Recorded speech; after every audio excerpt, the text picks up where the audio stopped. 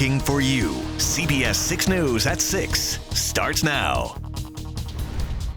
I'm Julie Bragg. Thanks for joining us. A man walking his dog this morning on Dakota Avenue discovered a body in the middle of the road. Here you can see that road was immediately shut down as police searched for answers.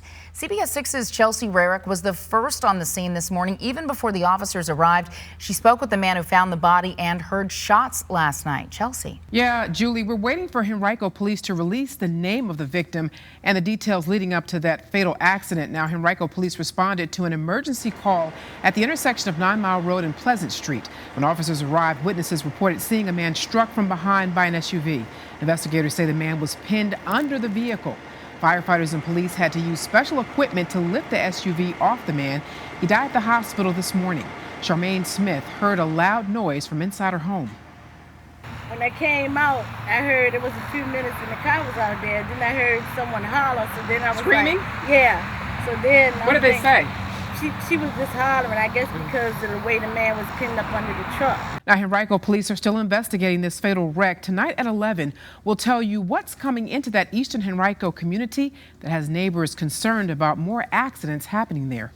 Working for you, Sandra Jones for CBS 6. Thanks, Sandra. Meanwhile, in Chesterfield, police are searching for the suspect who held a bank teller at gunpoint on Midlothian Turnpike this morning.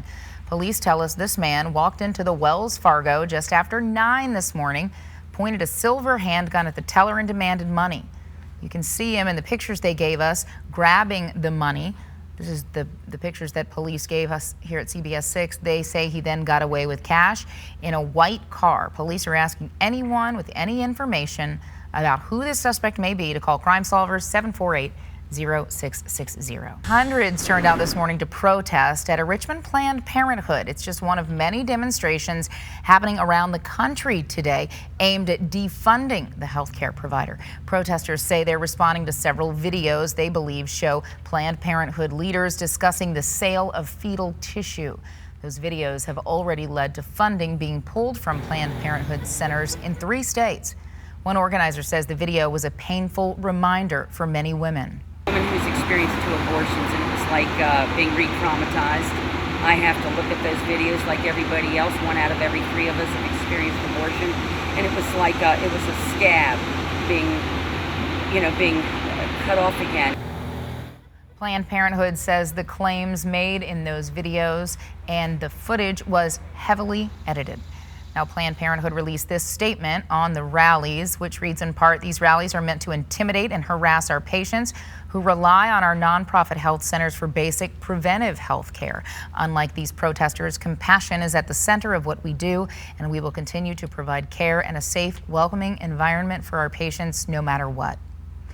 Some shocking video out of southeastern England where at least 7 people are dead after a vintage military aircraft crashed during an air show. And we do want to warn you, this video may be disturbing to some viewers. A bystander captured this moment when the plane went directly into the ground near the airport.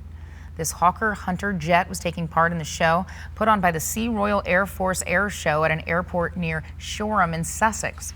Police say the plane hit several cars, and they believe all the deaths occurred on the road with no reports of injuries to anyone at the airfield where the show was taking place. 14 others were treated for minor injuries. It was all in good fun at the Christian Academy Back to School Carnival. We'll tell you the familiar face that braved the dunk tank. Plus, the Anthem Moonlight Ride is tonight. We'll tell you the roads you won't be able to drive and the best way to get around all the fun. A celebration of a new location, the Chesterfield Christian Academy hosted a back-to-school carnival today, celebrating being open for 10 years and celebrating the opening of their 2nd school. The event was all about a good time, from a train ride to obstacle courses, a climbing wall, and, check it out, a dunk tank. And of course, the brave soul sitting in that seat, a familiar face, CBS 6's own John Burkett, getting dunked in the dunk tank. We love John. He's always up for anything. With summer winding down, Richmond's Big Brothers Big Sisters program is gearing up for a new school year. The organization hosted a get-together at the YMCA in Richmond's North Side today to celebrate the end of summer. And our own Nikki D. Ray took part in the back-to-school kickoff Activities at today's event included plenty of dress-up, balloon animals, and crafts.